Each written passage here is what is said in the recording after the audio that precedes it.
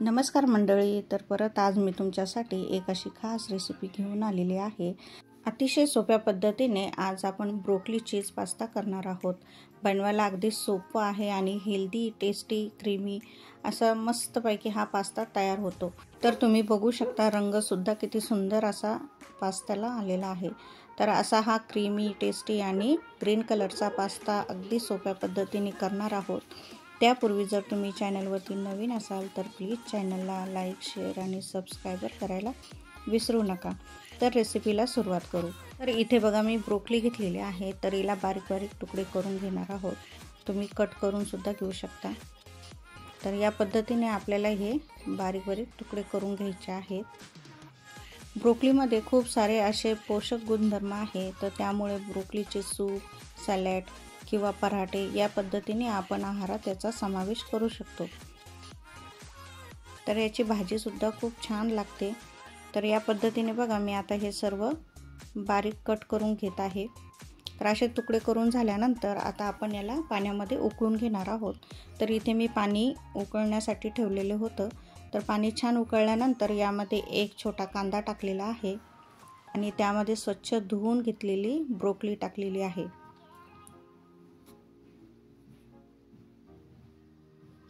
तर आता हिला छान आपण शिजवून घेणार आहोत।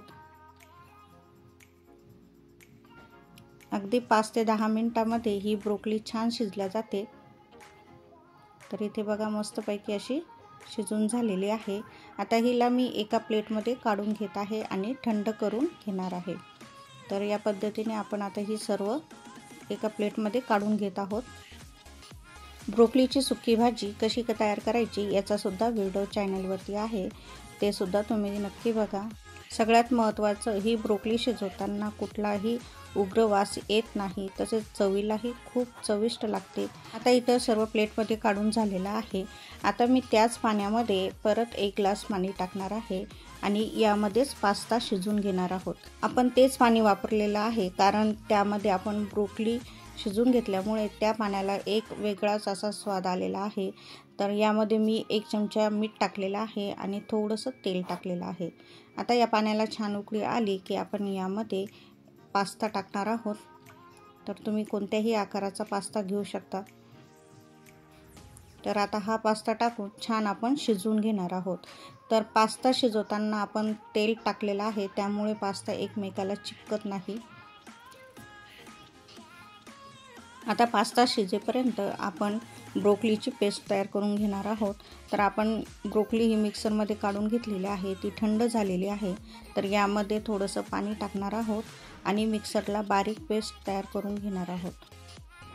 तर आता हे मी मिक्सरमध्ये फिरवून घेत आहे। तर बघा मिक्सरला फिरवून घेतल्यानंतर अशी छान याची हिरव्या कलरची पेस्ट तयार होते।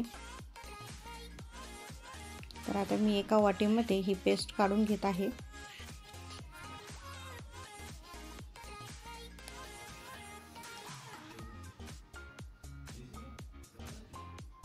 तर बघा किती सुंदर असा हिरवा कलर याला आलेला आहे। आता त्यानंतर आपला पास्ता सुद्धा तयार झालेला आहे आणि छान शिजलेला आहे। तर तुम्ही बघू शकता मस्तपैकी शिजून झालेला आहे। तर आता हे मी एका प्लेटमध्ये काढून घेत आहे। त्यानंतर त्याच पॅनमध्ये मी बटर टाकलेला आहे। तर बटर मी अंदाजे 2 चमचे टाकलेला आहे। तर तुम्ही इथे तेलाचा सुद्धा वापर करू शकता, पण बटर टाकल्यामुळे याला छान अशी चव येते। तर इथे बटर छान मेल्ट झालेला आहे आणि त्यामध्ये आपण ब्रोकलीची पेस्ट टाकणार आहोत, म्हणजे याचा जो कच्चापणा असेल तो निघून जातो आणि छान असं परतून घेणार आहोत।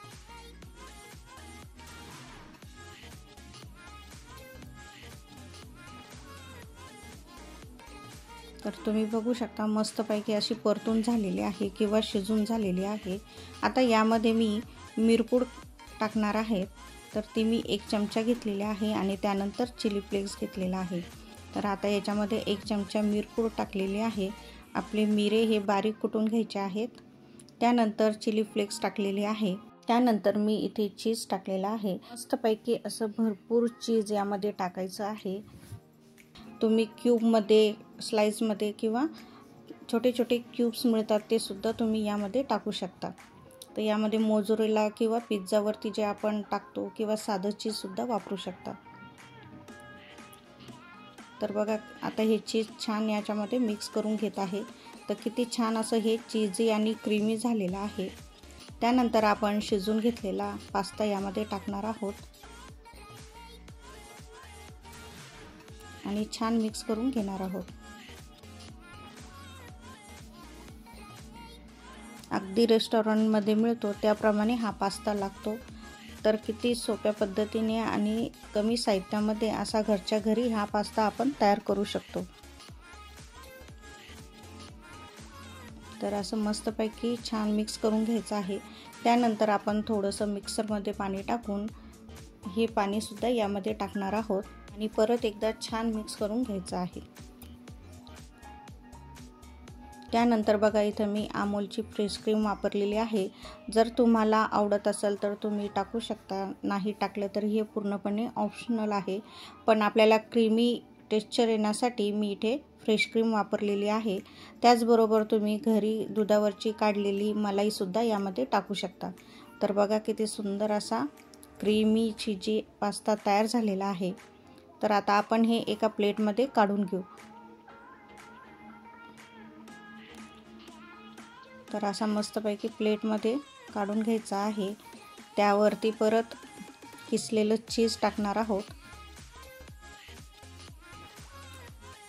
भरपूर प्रमाणामध्ये चीज टाकायचं आहे। त्यानंतर चिली फ्लेक्स आणि मिक्स हर्ब वगैरे टाकून सर्व करायचं। तर तुम्ही सुद्धा या पद्धतीने हा ग्रीन चीजी पास्ता तयार करून बघा, नक्की तुमच्या मुलांना आवडेल। अगदी सोपी रेसिपी आहे। तर अशाच नवीन व्हिडिओ बघण्यासाठी चॅनलला लाईक, शेअर आणि कमेंट्स करत राहा। परत एक नवीन रेसिपी घेऊन येईल, तोपर्यंत धन्यवाद।